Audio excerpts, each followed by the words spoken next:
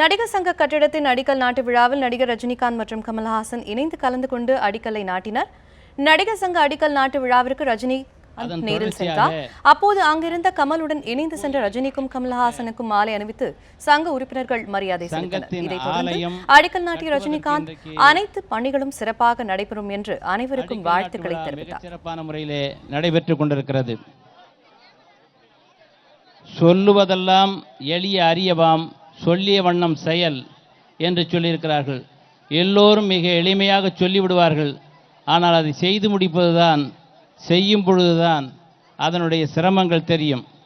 ஆக இவர்கள் அடிக்கல் நாட்டியிருக்கக்கூடிய இந்த விழாவிலே எழும்பக்கூடிய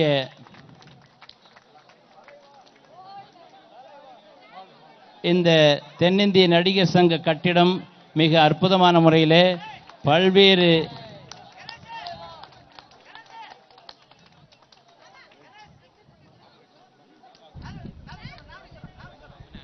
நவீனமான முறையிலே அமைக்கிருக்கிறார்கள்.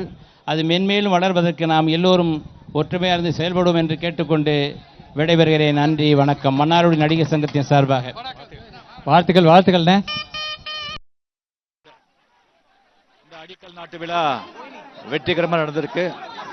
இனிமே எல்லாமே வெற்றிகரமாக நடக்கும். God bless. Thank you very much.